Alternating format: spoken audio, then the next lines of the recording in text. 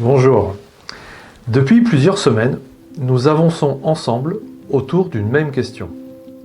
Comment devenir pleinement soi-même? Nous avons parlé de Carl Gustav Jung, nous avons parlé du processus d'individuation, nous avons parlé de cette différence entre le personnage que nous montrons au monde et l'être profond que nous sommes peut-être appelés à devenir. Aujourd'hui, j'aimerais aller un peu plus loin, parce qu'il existe une étape que nous aimerions tous éviter. Une étape pourtant incontournable, le renoncement. Nous vivons dans une société qui nous apprend à accumuler. Accumuler des connaissances, des compétences, des diplômes, des expériences, des biens, des relations.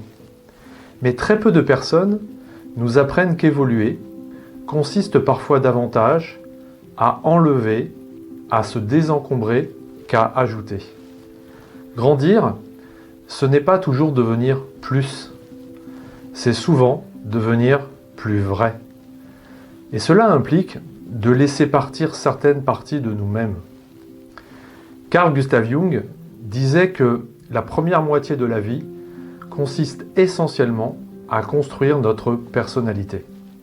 Nous construisons notre métier, notre place, notre image, notre famille, notre réussite, notre identité sociale. Tout cela est nécessaire, cela fait partie de la configuration de la réussite. Mais il arrive souvent un moment où cette identité ne suffit plus. Quelque chose commence à sonner faux. Nous continuons parfois à réussir extérieurement, alors qu'intérieurement, nous nous sentons de plus en plus éloignés de nous-mêmes. C'est souvent à cet instant que commencent les vraies questions. Qui suis-je réellement? Pourquoi ne suis-je plus heureux, heureuse, alors que j'ai obtenu ce que je voulais? Pourquoi ai-je le sentiment d'étouffer? La vie répond souvent à ces questions d'une manière que nous n'aurions jamais choisie. Une séparation, un burn-out, une maladie, la perte d'un emploi, le départ des enfants, un décès, une rencontre, un événement inattendu.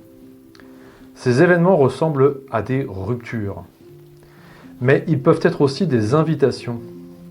Une invitation à quitter une identité devenue trop étroite.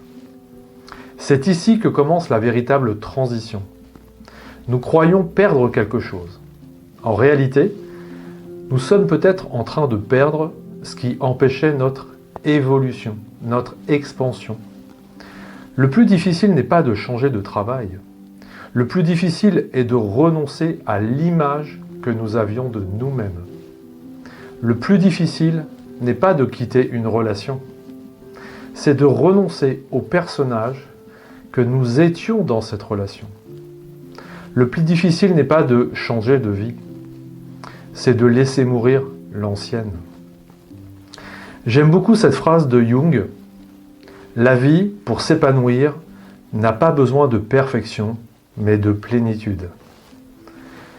Nous passons souvent une grande partie de notre existence à vouloir devenir parfait, alors que la vie nous demande simplement de devenir entier, authentique.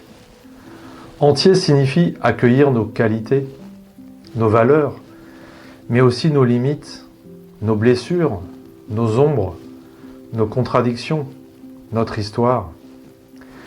Dans la psychologie jungienne, le chemin vers soi ne consiste pas à devenir quelqu'un d'autre. Il consiste à devenir celui que nous avons toujours été, au plus profond. Mais pour cela, il faut accepter que certaines identités meurent. C'est pourquoi toutes les transitions et toutes les grandes traditions parlent de renaissance.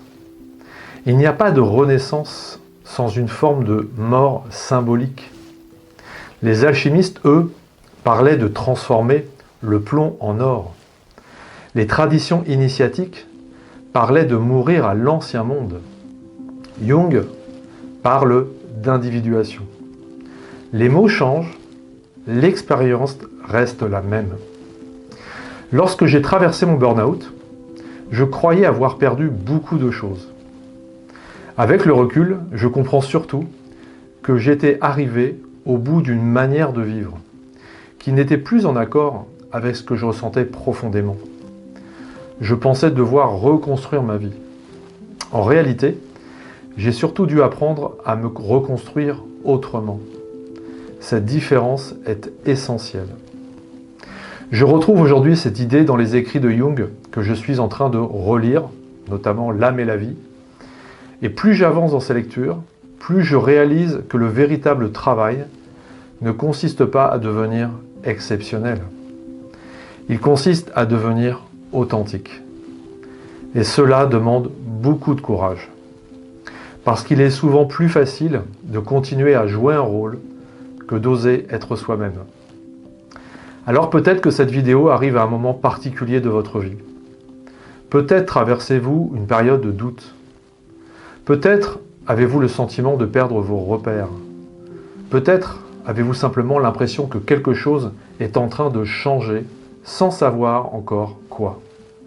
Si c'est le cas, rappelez-vous que toutes les transitions commencent par une fin. Et que cette fin n'est peut-être pas une punition.